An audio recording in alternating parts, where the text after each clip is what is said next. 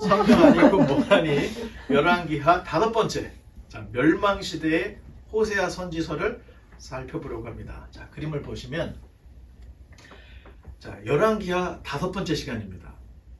지난 시간에 이어서 오늘은 9장부터 16장까지, 그러니까 열왕기하 9장부터 16장까지의 열왕의 통치 이야기 중에 나오는 호세아 선지서 자 이야기를 우리가 함께 살펴보려고 하는데, 넘겨보면 열왕기하는 총 25장으로 되어 있습니다.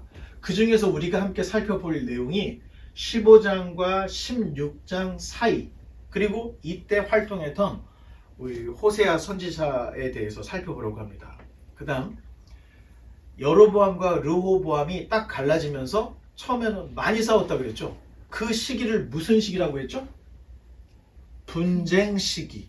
자, 요때 열왕기상 13장부터 열왕기상 16장까지는 이렇게 분열을 하고 계속 서로 전쟁을 하는 분쟁 시기에 대한 이야기가 나옵니다. 그리고 열왕기상 16장부터 열왕기하 9장까지는 싸우다 보니 우리가 이렇게 싸울 필요가 없지, 같은 목표로 하나가 되자 야합을 하던 이런 시기의 왕들의 이야기가 기록이 되어 있고, 그 다음에 이제는 각자 자신들의 정체성을 찾는 개혁의 운동을 하기 시작합니다.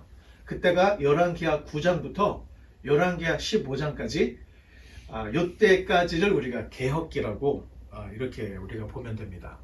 그러면 지난 시간에 저희가 우시아까지 봤죠? 여로보암 2세를 보고 여로보암 2세 때 요나 선지자를 봤습니다. 그리고 우시아 이야기를 하면서 아모스 이야기를 했어요. 그리고 오늘은 스가랴를 한번 봐야 될 텐데, 그 이유가 있습니다. 스가랴는 개혁시대의 마지막 왕이었기 때문에 스가랴까지만 보면 개혁시대가 이제 문을 닫게 되는데, 그 다음 그림을 보면, 자, 여로보암 2세도 결국에는 죽었어요. 그리고 그의 아들인 스가랴가 왕이 되었습니다. 그런데 하나 더 그림을 눌러보면, 즉위한 지 몇 달 되지 않아서 요단의 동편에서 이 살룸이라고 하는 사람이 나타나서 군대를 키웠어요. 그리고 사마리아로 쳐들어가서 스가랴를 그냥 죽이고 자기가 또 왕이 되어버렸습니다. 너무 허무하죠? 이렇게 스가랴의 죽음과 함께 이제 개혁시대가 끝이 나버렸습니다. 그 다음, 그리고 이제부터는 남북의 멸망시대가 시작이 됩니다. 이 시대는 멸망을 앞둔 시대. 그래서 북왕국이 먼저 멸망을 하고 조금 지난 후에 남왕국도 결국에는 다 멸망을 하게 됩니다. 자, 북왕국의 멸망이 다가올수록 계속해서 반정이 일어나요. 그래서 빨간 왕들은 뭐라 그랬죠? 구테타 정부라 그랬죠? 구테타, 그 아들 또 구테타. 호세아가 마지막 북왕국의 왕인데, 이 북왕국이 멸망이 전에는 계속해서 반정이 일어나서 계속해서 끝없는 구테타가 일어나는 것을 우리가 볼 수가 있습니다. 이제 넘어가서 살룸이 스가랴를 죽이고 스스로 왕에 올랐습니다. 그런데 살룸을 못마땅하게 여겼던 중앙의 귀족들이 살룸이 자기가 스스로 왕이 된 한 달 만에 살룸을 제거해 버립니다. 그리고 무나햄이라고 하는 새 왕을 추대를 합니다. 자, 무나햄은 잔인하고 지독한 독재자 중에 한 사람이었습니다. 자, 중앙의 귀족들이 자기를 왕으로 세웠는데, 왕으로 세운 것을 싫어하는 사람들은 남녀노소를 막론하고 다 죽였습니다. 이 무나햄을 반대하는 성은 다 불질러 버렸고, 반대하는 사람들은 인정사정 없이 다 죽여버렸습니다. 자, 이때 북쪽에서 다시 강력하게 세력이 부각되고 있는 아시리아, 이 아시리아가 이 북왕국에 영향을 미치는 시대가 되어버렸습니다. 자, 성경에는 불이라고 하는데, 이 불이라고 하는 것은 바벨론식 이름이 불이고, 우리 성경에는 디글랏 빌레셀 3세라고 나와 있습니다. 이게 아시리아의 왕입니다. 그래서 이름이 두 개라는 걸 알아야 돼요. 디글랏 빌레셀 3세, 바벨론식 이름은 불이라고 이야기하는데, 이 므나헴이 중앙의 귀족들이 자기가 왕이 될 수 있도록 밀어줬기 때문에 어떻게든 이 왕위를 뺏기고 싶지 않았던 거예요. 그래서 아시리아 왕 디글랏 빌레셋 3세 불에게 은 1,000달란트를 주고 자기가 계속해서 왕을 할 수 있도록 왕직을 사버립니다. 자, 그림을 보면, 자, 이 그림이 니므롯에 있는 왕궁의 그 벽에 붙어 있는 부조인데, 이 그림이 디글랏 빌레셋 3세 불의 그림이고요. 므나헴이 은 1,000달란트로 자신의 정권을 유지했다라고 하는 그림과 문구가 들어 있습니다. 그러니까 성경에 나와 있는 이야기가 굉장히 역사하고 매치가 되고 있는 그런 부분들이에요. 당시 노동자의 하루 펌삭을 그냥 5만 원으로 계산을 해봅시다. 그냥 5만 원. 하루 밖에 나가서 일을 하면 5만 원 번다. 자, 화폐 단위로서 은화 1달란트는 오늘날에 한화로 바꾸면 약 3억 원 정도가 돼요. 자, 금 1달란트는 얼마죠? 20억입니다. 은 1달란트는 3억이에요. 자, 그런 차이를 좀 알고 있어야 돼요. 그러니 은 1,000달란트라고 할 때는 3천억이에요. 3천억. 그냥 달러로 하면 30 빌리언. 30 빌리언을 주고 왕직을 산 거예요. 므나헴이. 거금을 준 거죠. 그다음, 자, 부가히야가 므나헴이 죽고 부가히야가 왕이 됐습니다. 부가히야는 북왕국의 제17대 왕이에요. 그런데 부가히야는 아버지 므나헴이 그렇게 많은 돈을 주고 디글랏 빌레셋 3세 불에게 은 1,000달란트를 주고 왕직을 샀는데 겨우 2년을 통치하다가 그 다음 그림을 눌러보면, 예, 또 요단 동쪽의 베가의 모반으로 죽임을 당하게 됩니다. 자, 베가는 살룸과 같은 길앗 출신이고 요단 동편에서 세력을 키웠던 또 하나의 세력이 됐던 거예요. 그로 인해서 북왕국은 요단강을 중심으로 동서냉전의 시대를 가졌습니다. 그런데 바로 그때 남왕국의 우시아가 성전에서 자기가 제사를 드리려다가 문둥병이 발하는 사건이 벌어졌습니다. 바로 요때. 그리고 우시아는 별궁으로 쫓겨나고 요담이 섭정이 되어서 대신 나라를 다스리는 요 사건이 남쪽에서는 벌어지고 있었던 거예요. 그때 지진 전 2년에 아모스가 활동했다 그랬죠? 자, 이제 조금씩 끼워 맞출 수가 있어야 돼요. 자, 그 다음, 부가히야와 베가의 동서전쟁은 결국에는 베가의 승리로 끝나요. 그래서 북왕국이 다시 베가로 인해서 재통일이 됐습니다. 자, 그해 남왕국의 우시아가 세상을 떠나고 요담이 단독 통치를 시작을 하게 됩니다. 자, 베가는 그 북쪽에 있는 아람, 이 아람의 시리아 왕 르신과 동맹을 맺고 유다 왕 요담을 계속해서 괴롭히기 시작했습니다. 이 괴롭힘이 얼마나 오래까지 지속이 됐냐면, 요담이 왕위에서 내려오고 아하스가 왕이 되었을 때에도 계속해서 침략을 해 들어왔던 거예요. 자, 아하스 시대에는 르신과 함께 남유다를 침공을 해서 유다 사람 12만 명을 죽이고 유다인 20만 명을 포로로 끌고 갔어요. 자, 얘기했죠. 남왕국보다 북왕국이 훨씬 크고 훨씬 강력했다. 그래서 전쟁을 하면 우리 속된 말로 잼이 안 되는 거예요. 우르르 내려와서 다 죽이고 다 잡아가도 방법이 없는 거예요. 남유다 사람들이. 자, 그때 하나 더 누르면 선지자가 띠용 하고 나오는데, 이 선지자가 5대 선지자가 베가가 20만의 포로를 끌고 가고 있을 때 나타나서 이건 죄악이다. 유다의 포로민들을 다 내버려라. 베가가 그 말을 듣고, 자, 선지자의 이야기를 아주 귀담아 듣는 왕들이 있었어. 그래서 20만의 포로들을 다 귀환하는 일이 있었다고 성경이 전해주고 있습니다. 자, 그러다가 결국 베가도 엘라의 아들 호세아에게 또 죽음을 당하게 됩니다. 자, 그러면 북왕국 마지막 왕이 호세아였거든요. 자, 여기까지 가면 바로 멸망 직전까지 간 거예요.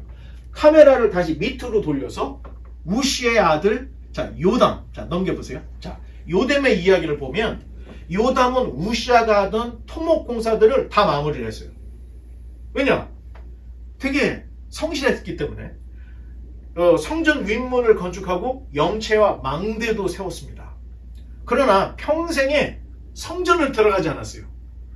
요담이 왜 성전을 들어가지 않았을까? 그 아버지 우시아가 성전에 들어가서 제사를 하려다가 문둥병이 걸려서 자기가 어쩔 수 없이 석전이 되었잖아. 이런 경험을 갖고 있어서 아마 성전에 대한 트라우마가 있었던 것 같아요. 그래서 요담은 평생 성전에 들어가지 않았던 왕이었습니다.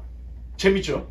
자, 요담 통치 때 베가가 그 위에 있던 그 베가가 아람의 르심과 함께 쳐들어왔죠. 자, 이 사건으로 요담이 왕직에서 그냥 물러나게 됩니다. 그리고 실제적인 통치권을 그 아들 아하스에게 바로 이양을 해요. 이때 자, 그다음 우시아, 요담, 아하스죠. 이제 아하스까지 왔습니다. 아하스가 즉위한 후에 남유다는 주변의 여러 나라들로부터 괴롭힘을 당했습니다. 그 이유는 아하스가 아시리아에 대항하는 가나안 동맹에 참여하지 않았기 때문에 그 오래전에 오므리 왕족의 왕이었던 아합이 가나안 동맹의 왕이 돼서 아시리아를 견제했었다는 이야기를 했었죠. 그래서 카르카르 전쟁 이야기도 성경에 없는 이야기를 했었는데 이 가나안 동맹에 유다는 항상 빠졌던 거예요. 그리고 아하스도 이 가나안 동맹에 가담을 하지 않았던 거예요. 그래서 주변에 있는 동맹국들이 이 동맹에 가담하지 않은 유다를 아주 밉게 봤던 거예요. 그래서 북이스라엘 또는 시리아, 아람 그뿐만 아니라 모압, 에돔이 계속해서 도적질을 하고 침략해 들어오고 괴롭힘을 당하는 이런 일들이 있었습니다. 자, 아하스는 일찌감치 자신의 아들인 히스기야를 후계자로 딱 지명을 하고 후계 수업에 들어갔어요. 왜냐하면 나라가 지금 풍전등화같이 너무 어렵기 때문에 자기가 언제든지 죽을 수 있다 이렇게 생각을 했던 거예요. 아하스가. 그래서 자기가 죽으면 무정부 상태가 될까봐 자기 아들 히스기야를 후계자로 딱 지명을 해놓고 아예 그냥 왕 수업을 옆에서 했던 겁니다.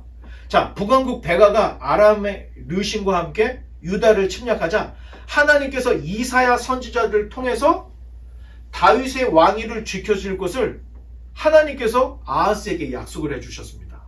그러나 아하스가 이거를 믿지 않고 우상을 섬겼습니다. 그리고 당시 최강자로 급부상을 하고 있던 아시리아를 섬기겠다 이런 마음을 가지고 있었던 거예요. 그래서 하나님이 너희를 건져주실 거다 해도 믿지도 않았던 거예요. 하나님께서 북왕국을 남유다를 건져주실 것이라는 그 믿음에 대한 징표를 구하라 했더니 징표도 구하지 않았어요. 그러니까 철저하게 마음속으로는 이 아시리아의 종이 되겠다 생각을 하고 있었기 때문에 선지자가 무슨 말을 해도 하나님께 돌아오지 않았던 겁니다. 자, 이때 아시리아가 아람의 수도 다메섹을 함락해요. 왜냐? 아하스가 살려주십시오 대왕님, 우리를 구해주십시오 그랬더니 아시리아가 다메섹 그 아람을 그냥 초토화를 시켜버린 거예요. 그리고 다메섹을 함락시켜서 르신을 죽입니다. 그리고 이 다메섹, 아람 다메섹의 르신을 죽였는데 이 죽인 게 거기서 끝나는 게 아니에요. 유다의 최고의 어려운 시기가 이때부터 닥치기 시작하는 거예요. 자, 아시리아가 아람의 수도인 다메섹을 함락을 하자 바로 돌아가지 않고 거기서 축제를 벌였습니다. 근데 그 축제에 아하스를 초대를 했던 거예요. 그래서 아하스가 다메섹까지 갔습니다. 그리고 거기 가서 놀라운 광경을 봤어요. 여호와의 성전이 최고로만 알고 있었는데 다메섹에 가서 그 우상의 제단을 보고 눈이 휘둥그레진 거예요. 그리고 그 본 것을 그대로 제사장들에게 얘기를 해서 여호와의 성전을 리모델을 시켜버렸어요. 그리고 예루살렘 성전문을 닫아버리고 온갖 악정과 배교를 일삼다가 16년 만에 죽게 됩니다. 자, 이사야서를 이제 우리가 다음 시간에 볼 텐데 이사야 때 아하스 히스기야의 행적을 좀 더 구체적으로 볼 것이고, 자, 오늘은 이 아하스의 이야기를 이 정도까지만, 그리고 이때 활동했던 호세아 선지자에 대한 이야기를 우리가 잠깐 살펴보겠습니다. 자, 호세아라는 이름의 뜻은 구원, 이런 뜻이 있는데 사실 호세아, 여호수아, 예수가 다 같은 이름입니다. 그런데 뉘앙스가 조금씩 틀려요. 호세아는 지불하다 이런 뜻을 담겨져 있고, 여호수아는 정복하다 라고 하는 뜻이, 예수라고 하는 이름에는 희생이라는 의미가 담겨져 있습니다. 자, 호세아는 남왕국의 우시야, 요담, 아하스, 히스기야가 통치할 때, 또 북왕국은 여로보암 2세가 통치하던 그때부터 자기가 활동을 했다. 호세아 1장 1절에 이렇게 밝히고 있습니다. 자, 정황으로 볼 때 호세아는 북왕국이 멸망하던 주전 722년 바로 직전까지 활동을 한 것으로 보여집니다. 자, 호세아는 북왕국 출신으로 북왕국에서 선지자 활동을 했는데 어떤 기관이나 어떤 곳에 소속된 직업적인 선지자가 아니었습니다. 자기 혼자 활동을 하던 아주 독립적인 선지자였고, 주로 성문 또는 제사 드리는 곳 주변에서 서성이면서 백성들에게 하나님의 말씀을 증거했던, 그리고 북왕국의 우상 숭배를 책망했던 이런 선지자였습니다. 자, 호세아는 아모스, 이사야, 미가와 동시대에 활동했던 선지자입니다. 자, 북왕국의 멸망이 다가오자 수많은 선지자들이 활동을 합니다. 그렇죠? 그 전에는 이름도 없던 선지자, 잠깐 비치는 선지자들이 대부분이었던 거예요. 그런데 북왕국의 멸망이 다가오자 우리가 알만한 수많은 선지자들이 요나, 아모스, 호세아, 이제 미가, 이사야, 이런 수많은 선지자들이 막 일어나서 선지 활동을 해요. 그렇다면 선지자들이 많이 활동한다 할 때는 그 시대가 은혜로운 시대입니까? 아니면 심판이 가까운 시대이겠습니까? 심판이 가까운 시대라는 거예요. 그러니까 선지자가 많으면 은혜로운 시대다. 이게 우리의 잘못된 생각이라는 겁니다. 선지자들은 주로 심판 전 경고를 위해서 활동을 했기 때문에 선지자가 많다 할 때는 그 시대가 정말로 위험한 시대구나, 이러한 것들을 우리가 이해를 해야 됩니다. 자, 그 다음, 자, 우리 호세아의 같이 우리 주제를 한번 읽어보겠습니다. 시작. 영적 음행하는 이스라엘에 대한 경고와 회복. 자, 1장부터 3장까지는 호세아의 소명과 결혼 생활, 4장부터 13장까지는 여호와를 배반한 이스라엘에 대한 설교, 마지막 14장은 용서와 회복.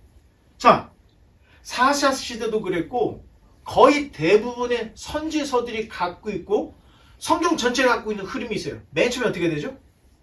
타락, 회개, 구원, 심판의 사이클을 가지고 있다는 거예요. 사사시대에도 다 그랬죠. 타락을 하면 회개를 하고 구원을 해주시고 나머지 심판을 하시고, 이게 계속 돌아가고 있다는 거예요. 자, 이게 성경 전체의 흐름이기도 합니다. 선지서들은 다 이런 모양들을 가지고 있어요. 자, 그 다음 호세아는 총 14장으로 구성되어 있습니다. 그리고 다음, 자, 부름받은 호세아에게 하나님의 명령은 일반 사람들이 이해할 수 없는 이상한 사명을 주셨습니다. 어떤 사명이냐? 디블라임의 딸 고멜이라고 하는 이 음란한 여인과 결혼해서 음란한 자녀들을 낳아라. 그 인생 끝장난 거죠. 이제 호세아의 인생은 한 번뿐인 인생, 자기가 사모하는 여인과 결혼하고 토끼 같은 새끼를 낳고 사는 게 모든 사람들이 가지고 있는 어떤 인생의 즐거움과 행복입니다. 그런데 하나님께서 호세아에게는 이상한 결혼을 하라고 말씀을 하셨던 거예요. 아주 음란한 여인과 결혼을 해서 음란한 자식들을 낳아라. 이게 되게 어렵죠. 자, 그래서 결혼을 한 여자가 디블라임의 딸 고멜이었습니다. 그리고 자식도 많이 낳았죠. 셋이나 낳게 됩니다. 자, 고멜의 아버지 디블라임이라고 하는 그 이름을 우리가 살펴보면 이 고멜의 뒷배경을 조금 볼 수가 있어요. 디블라임이라는 뜻이 무화과 떡 두 개라는 뜻이에요.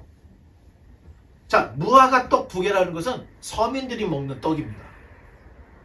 그런데 이 이름에 이 고멜이 어쩌면 이 떡 두 덩이에게 팔려서 바알에게 바쳐진 아주 험악한 상황이 아니었을까라는 것을 우리로 하여금 추정을 하게 한다는 거예요. 왜냐? 성경에 나오는 이름들은 그 사람의 캐릭터를 그대로 반영을 해주기 때문에 디블라임은 무화과 떡 두 개, 무화과 떡 두 개 자기 딸을 바알에게 팔아버렸다.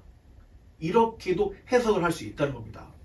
자, 고멜은 당시 널리 알려진 아세라의 아주 음란한 여사제였다는 소문이 있었습니다. 자, 어쩌면 고멜은 처음부터 음란한 여사제가 되고 싶지는 않았을 것이 분명합니다. 그런데 그들의 악한 이 가난이 떡 두 덩이에 딸을 팔을 수밖에 없는 그러한 상황에 처했던 것이 아닌가. 그리고 팔려간 이 고멜은 바알 성전의 거룩한 성창이라고 그러죠. 성창 여사제로 살아가게 된 것은 아닌가. 우리가 이렇게 추정을 해볼 수 있다는 겁니다. 배경을. 그 다음, 자, 성경의 포로 이전, 이 유다가 포로로 잡혀가기 그 이전에 이스라엘의 최대 여호와의 이 뭐라 그럴까요? 여호와를 가장 그렇죠, 위협을 할 수 있는 그 우상이 바로 바알과 아세라였습니다. 자, 고대 가나안 사람들은 바알과 아세라를 정말 너무너무 열심히 섬겼습니다. 자, 그림에 보면 이게 바알이고 이게 아세라. 남신, 여신입니다. 자, 이 두 신은 금슬이 좋아야 자녀도 낳고 짐승도 새끼가 낳고 많이 낳고 또 비를 내려서 풍년을 준다. 사람들이 그 당시에 이렇게 믿고 있었어요. 그래서 고대 사람들은 비가 내리는 것은 신들이 사랑을 나누는 증거다. 아주 행복한 때다. 이렇게 생각을 했던 거예요. 요즘에 비가 내리면 어떻게 되죠? 아유, 옷 다 젖는데. 도시 사람들이 이렇게 생각하잖아요. 농경사회 사람들은 비가 내리면 기쁜 거야. 땅이 촉촉하게 젖어야 농사를 지을 수 있기 때문에 비가 내리면 좋은 거야. 그래서 이 고대의 사람들은 비가 내리면 신들이 사랑을 나누는가 보다 이렇게 생각을 했다는 거예요. 따라서 가뭄이 들면 기우제를 올렸는데 기우제는 무엇인가를 태워드리는 것보다 더 중요한 게 아주 음란한 제사를 드리는 거였어요. 자, 바알의 제사는 아예 노골적으로 난잡한 성행위였어요. 자, 신들을 흥분시켜야 신들이 흥분해서 사랑을 나누어서 비가 내린다. 이렇게 믿고 있었기 때문에 비가 내리지 않는 것은 신들이 서로가 싸워서 사랑을 나누지 않은 거야. 그래서 메말랐다. 이렇게 생각을 했던 거예요. 자, 인간들이 난잡한 성행위를 하면 신들이 그것을 보고 자극을 받아서 신들이 다시 사랑을 나누는데 그 사랑하는 장면을 가리려고 구름이 덮인다. 그렇게 믿었어요. 그래서 먹구름이 오면 신들이 사랑을 하려고 지금 구름이 몰려오구나 이렇게 생각을 했고 신들이 사랑을 나누는 증거로 비가 내린다 이렇게 믿고 있었다는 거예요. 고대 사람들이. 자, 그러니 바알과 아사라의 사제들은 그냥 음란한 사람들이었던 겁니다. 그래서 그때 당시에 말이 있었어요. 성창, 거룩한 창녀라는 뜻이에요. 남자들은 거룩한 창남들이었죠. 바알 종교 자체가 그냥 음란한 거였어요. 제사 자체가 음란했으니 종교의 이름으로 매춘이 합법화되었던 시대가 바로 고대 사회였다는 겁니다. 자, 그 다음. 자, 신전, 바알 신전의 모습을 보여드리면 이런 모습입니다. 자, 맨 위에는 바알 신상이 있고 그 밑에 제단이 있어요. 그리고 남사제, 여사제, 그리고 위에 남자, 여자 또 사자들이 있습니다. 자, 그러면 제사를 드리면 청중들이 남녀들이 이렇게 뒤엉켜서 청중들을 이루고 있어요. 그러면 예배의 시작은 이 남녀의 여자, 남자 사제들의 지시에 따라서 이 남녀가 여기서 성행위를 하는 거예요. 그걸 보다가 여기 있는 사람들이 흥분이 되면 아무나 이 비어있는 방에 들어가서 성관계를 갖는 거예요. 이게 종교입니까? 근데 당시에는 이렇게 종교를 가지고 있었다는 거예요. 이렇게 해야 신들이 이걸 보고 흥분을 해서 사랑을 나서 비가 내린다. 자, 이게 진짜 너무 말도 안 되는 일들이죠. 자, 그런데 이 바알 제단 중앙에 누가 서 있었냐? 바로 고멜이 있었다는 겁니다. 이 고멜은 바알 종교에 굉장히 유명했던 여사제였다는 기록들이 있어요. 그런데 이런 여자하고 호세아가 결혼을 했던 거예요. 자, 더 끔찍한 것은 이렇게 남녀가 뒤엉켜서 음란한 행위를 하면 아이가 임신이 될까요, 안 될까요? 그때 당시에는 피임이라는 걸 잘 없었으니까 아이가 생겨요. 그러면 아버지가 누군지 모르는 아이가 태어나죠. 이 아이를 어떻게 할까요? 인신 제사의 제물로 바쳤습니다. 태워드리는 제물로. 그러니 하나님이 가나안족을 쓸어내버리고 이스라엘 백성들에게 완전히 정복하게 하려고 했던 이유가 이 바알 종교, 가나안 종교의 이러한 비도덕적인 면들이 몇백 년을 지속을 하고 있었기 때문에 하나님이 이걸 쓸어내고 싶었던 거예요.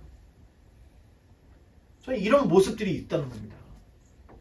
그 다음, 자, 고멜은 속된 말로 만신창이 탕녀였습니다.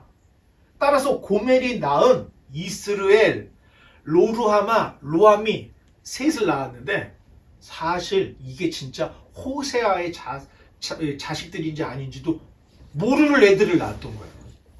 이름을 줘줬죠. 자, 자식들의 이름들을 보면 이 호세아가 과연 정말 제정신으로 살았을까?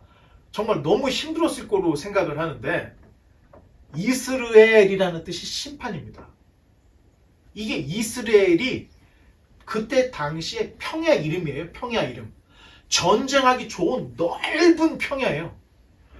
그 이스라엘이라고 이름을 줬어요. 이 의미는 예후가 아합 왕족을 암살한 피해 현장이 바로 이스라엘이었고 심판, 그리고 이게 음력을 다르게 하면 아마겟돈이 되는 겁니다. 큰 전쟁이 있을 곳. 두 번째, 로루하마, 긍휼히 여김을 받지 못할 자라는 뜻이 담겨져 있어요. 그리고 로암미, 내 백성이 아니다. 그러면 앞에 로루하미, 로암미, 로는 부정을 뜻하는 단어들입니다. 그러면 루하마 하면 어떻게 돼요? 긍휼히 여길 자. 암미 하면 어떻게 돼요? 내 백성이에요. 그런데 로루하마, 긍휼을 받지 못할 자. 로암미, 내 백성이 아니다.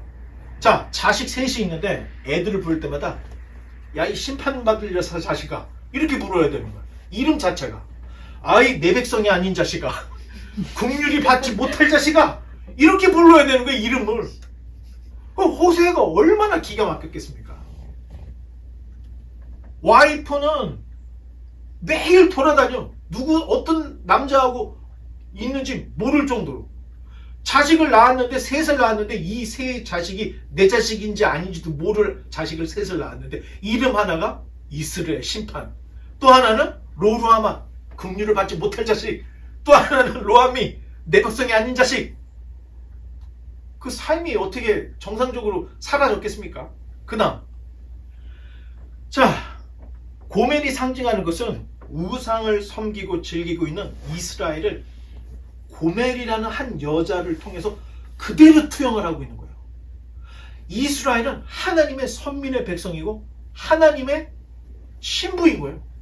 그런데 이스라엘이 하나님을 섬기는 게 아니라 바알과 아세라에 너무 푹 빠져 있어. 이걸 바라보는 하나님의 심정을 호세아에게 너 한번 느껴봐라. 그래서 음란한 여인과 결혼해서 음란한 자식들을 낳게 해보고 너 심정이 어떠냐? 그러면 생각해 보세요. 호세아가 하나님의 말씀을 선포할 때 그냥 대충대충 했겠습니까? 하나님의 심정을 자기가 깨달았기 때문에 정말 그 흐르는 눈물과 함께 그 찢어지는 가슴으로 내 백성아 돌아오라. 하나님이 너희들에게 기회를 줄 때 돌아오라. 자기 아들들, 자기 부인을 바라보면서 매일 이렇게 돌아다니면서 성문에서 제사 드리는 곳 옆에서 이스라엘 백성들에게 죄책에 대한 예언을 선포를 하고 있던 거예요. 자, 그렇게 하고 집에 돌아가 보면 고멜이 집에 없는 거야. 그리고 애들은 배고프다고 이스라엘 로루하마가 배고파 울고 있는 거야. 그러면 어떻게 해서 밥을 먹이고 부인이 어디 있는지 수소문을 해보니까 어디에 있더라. 수소문을 해서 또 찾아가는 거야. 찾아가서 자 집에 갑시다 그랬다면 그냥 잘 따라 나오면 되는데 그 고멜과 함께 놀던 불량자들이 탁 나와가지고 덩치들 어깨들이 나와서 어허 어딜 가 데려가려면 돈을 내고 가야지. 그러면 이 호세아가 가가지고 적금 하던 거 깨서 그 돈 대출 받고 빚 내서 그 돈 다 물어주고 데리고 오는 거예요. 그 불량자들이 포주들에게서 빼고 오는 거예요. 자기 부인을. 그리고 데려다 놓으면 출근해서 오면 또 나가 있는 거야. 또 데려오려고 그러면 또 포주들이 돈 내놓으면 돈 뜯기고 겨우 데리고 오고 이런 삶을 호세아가 살았던 거야. 그러니 호세아는 아마 다른 어떤 선지자보다도 하나님의 심정을 너무너무 느꼈을 거라는 거예요. 이스라엘을 향해서 답답해하시고 분노하시고 어떻게 손을 댈 수 없어서 그냥 손을 바들바들 떨고 계신 그 하나님의 그 마음을 호세아가 자기 삶으로 피부로 그대로 느꼈던 거예요. 자, 그런데 이런 호세아의 심정이 통했는지 결국에는 고멜이 이런 고백을 하고 있어요. 하나 더 버튼 눌러보면 자, 다 같이 한번 읽어보겠습니다. 시작. 내가 본 남편에게로 돌아가리니 그때 내 형편이 지금보다 나았음이라. 이 여자가 그렇게 음란한 삶, 방탕한 삶, 탕녀 같은 삶을 살다가 어느 날 딱 깨달은 거예요. 내 본 남편에게로 돌아가리니 그때 내 형편이 지금보다 나았다는 것을 깨닫고 돌아왔다는 거예요.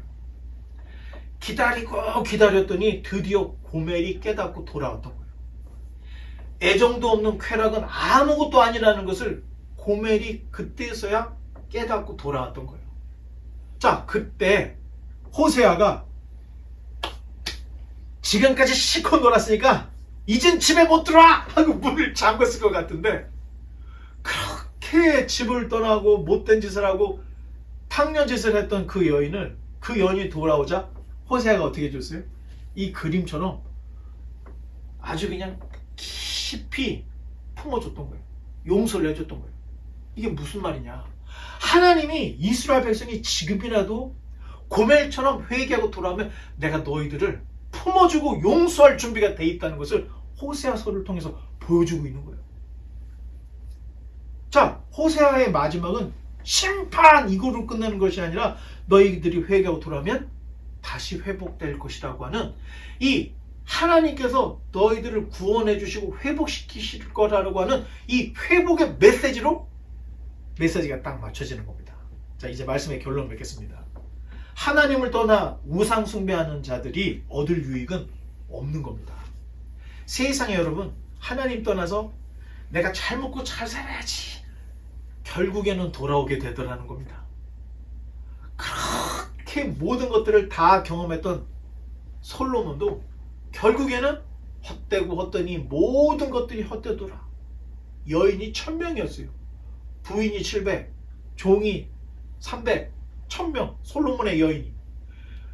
그렇게 호화스럽고 사치스럽고 음란하고 모든 것들을 다 경험했던 솔로몬이 맨 마지막에 했던 것이 헛되고 모든 것이 헛되다.